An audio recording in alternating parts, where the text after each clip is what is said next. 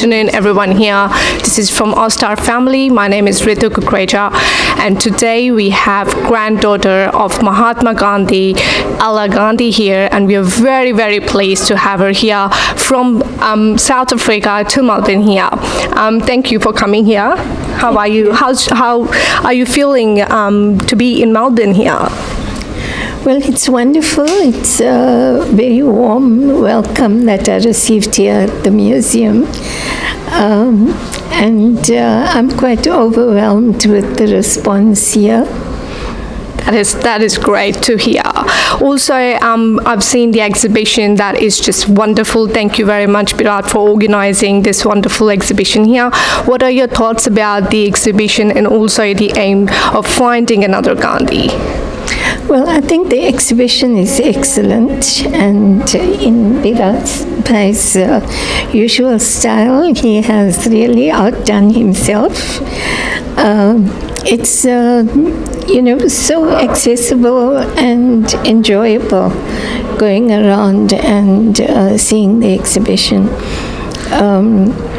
I think that Gandhiji's message is so relevant today and so important for the world today that the exhibition, I think, is important, not just for Melbourne, but for the whole world. That's right. Also, I have a question for you. So what is it like to be Ala as a person and Ala Gandhi as granddaughter of Mahatma Gandhi?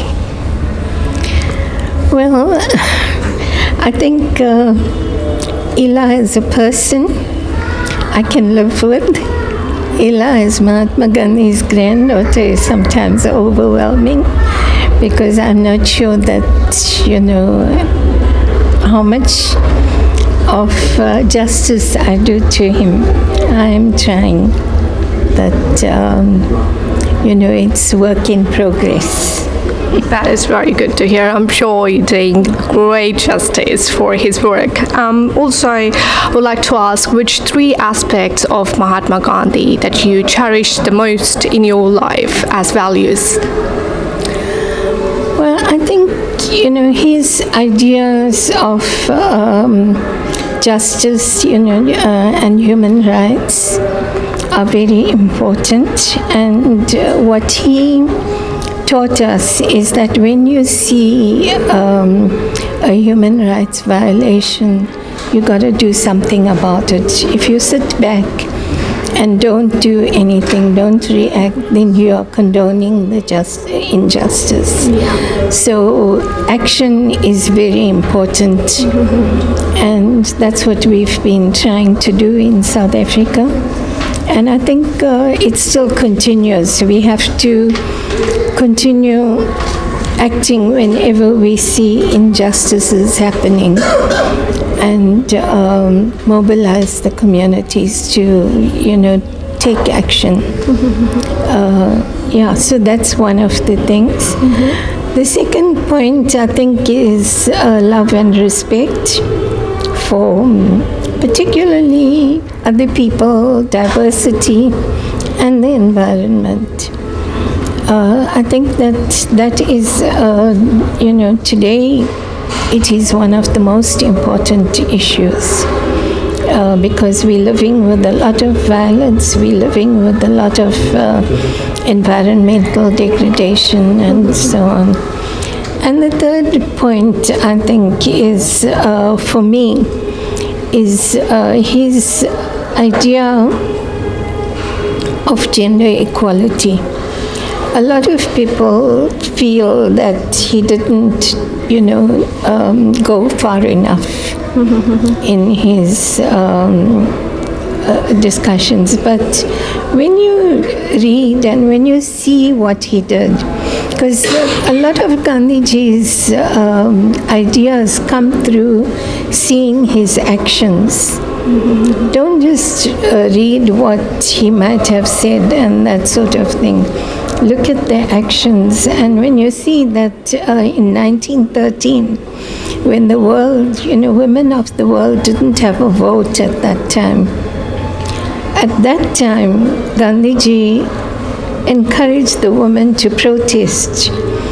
His wife, little Veliama, and so many other women went on a defiance campaign when, people felt that women's work is in the kitchen and not in the political. But Gandhiji told him, you have the power, go out there and do. And they went on their own. And we've got an exhibition on Kasturba herself. And sadly, not enough has been written about her. But she was a powerful woman. And if you see, she said she has nothing to think about. She's ready to participate in the defiance campaign. So that's the powerful message that came from her. Yeah. And she did. She stood in every time. And in fact, she died in prison. So, we can't say that he did not believe in equality of women if he gave that kind of attention to his own wife.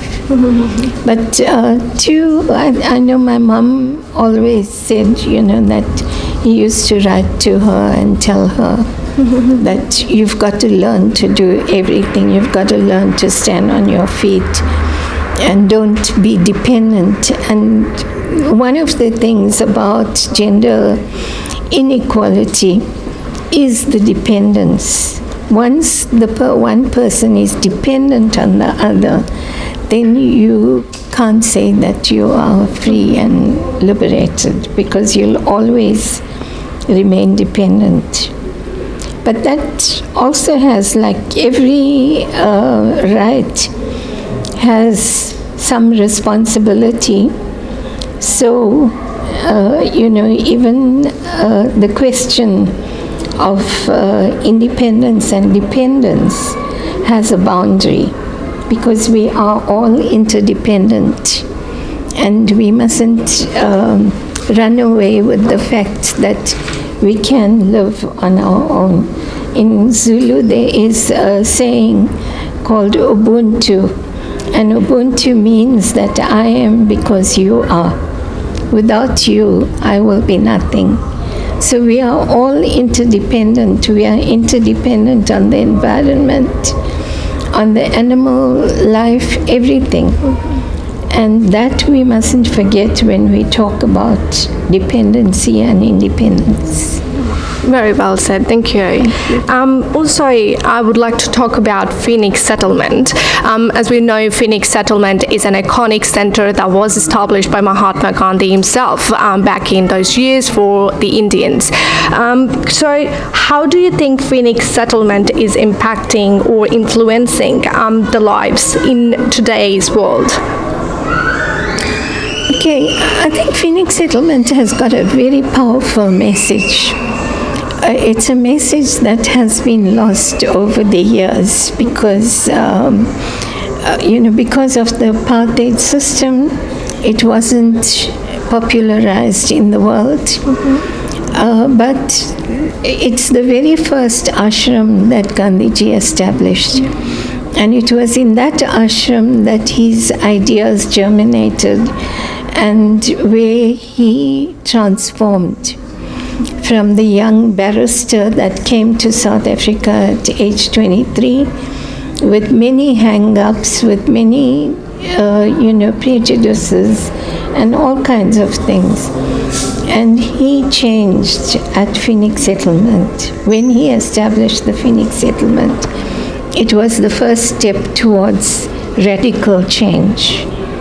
And so the study of Phoenix Settlement and to see and to realize what were those changes that he made to his life is very important.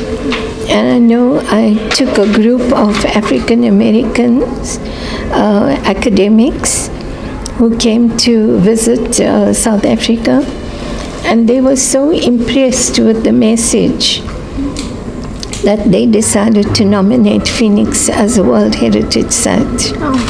They did all the research, they've nominated, and it's now gone up to, Phoenix has been listed by UNESCO for World Heritage status. So the more people that can support that, the more chances there are of Phoenix being declared a World Heritage Site. Oh, that's very good to hear. Also, I know the core idea of Phoenix settlement was that everyone can live in harmony and peace without any discrimination on the basis of race, culture, or religion. In today's conditions of India, where we see controversies and friction between different cultures and castes, how do you think, what are your thoughts about it, or how can it be improved or addressed?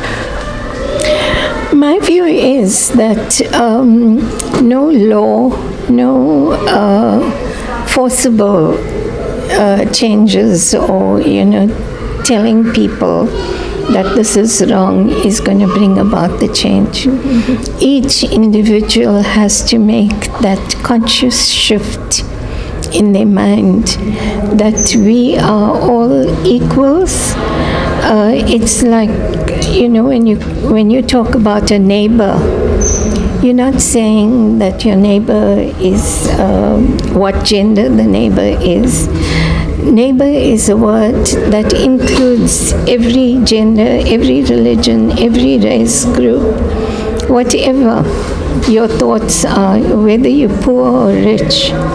If you're a neighbor, you're a neighbor, and that's it. So a word like neighbor, a word like friend also doesn't specify that what gender you are or what. And that's how we should think about people. People are people. You don't look at them as a specific race group or what religion you belong to. And once we begin to discard those kinds of prejudices or ideas in our mind, then we refuse to put people into categories, into groups. And once we start doing that, of releasing them, breaking down the barriers that we have created, then the world would change and the world would be a much better place to live in, because we all will be respecting each other. Diversity will be there. We have different thoughts, we have different cultures, we do things differently. That adds color to life. It's lovely to see other people not doing the same thing that you're doing. I just wanted to ask you, during your struggle as an anti-apartheid in South Africa for many, many years, and you have been a peace activist, was there any moment in your life that drastically changed your philosophy of life? And if you would like to share something with us. Well, quite honestly, I am a peace activist. I believe in nonviolence very strongly. But there was a time when, in 1960, when the government banned all political organizations and there was so much of repression, the Terrorism Act, the Suppression of Communism Act. If you look at those acts in themselves, they illustrate to you exactly how repressive the apartheid government was during that time. Torture of people, killing of people, all that became commonplace in South Africa. And during that period, a lot of people then decided that the only way to confront this government is to take up arms. And they left the country. But if you look at the statements that most of the leaders made, like Mandela and Oliver Tambo and many others, they said that we must, have no human casualties. We mustn't kill people. That in our process of using violence, we just attack installations to make it difficult for the government to continue. And to mobilize international support. So the one thing that I realized is that, support is absolutely crucial to any struggle. If you have a struggle and you think that you can manage that struggle all by yourself, then that is a mistake. You need support. You need worldwide support, locally and internationally, because it's that support that is going to get you to succeed. The second thing I found is that there has to be some reason why a government would want to give in and sit down and talk to you. So what is that pressure that you need to bring on them?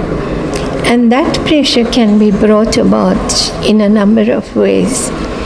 Through international governments like UN, like powerful governments, internationally, like isolation, boycotts of products and things like that.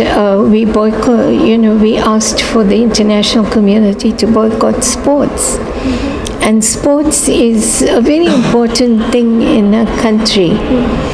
And so when they can't play with the world, nobody wants to play sports with them, then they become frustrated. And those were some of the things that brought the government down to its knees. So during that time, these were some of the ideas that we had. They don't necessarily comply with everything that Gandhiji said in his ideas. He, for instance, although he mobilized the media, he didn't mobilize international support for India's independence. It was British people, yes, he mobilized them. He mobilized the media, worldwide media. And that could have been like, once people become aware, they would support the Indian struggle. But he didn't actively go out and say, form anti-apartheid, like we did, form anti-apartheid movements and so on, which we did. And I supported that, yeah. Thank you. Lastly, if you would like to just give a message to a lot of immigrants here, from your heart, all over the world, just a message that you would like to convey to people. Okay, I think if it's just immigrant communities, then the one thing that we all need to see is that today, in a globalized world, we are, like common citizens all over the world. We identify with every part of the world. And we have so many commonalities, common problems as well as common achievements and things like that. And we are interdependent. So I think that as immigrants, we need to firstly blend into the local community. We need to work with the local community, not think of ourselves as different, because the minute we begin to isolate ourselves, then the community also isolates us. So it's a two-way process. We have to learn to intermingle, and we ask them to also accept us. So, I think that those are some of the issues. We're doing the same in South Africa, because everywhere, all over the world, there are immigrants, there are refugees, and we need to help. Thank you very much. Thank you so much for your time, being patient, and just sharing your wisdom with us. It is a pleasure to have you here, and I hope you enjoy your time in Melbourne. Thank you very much.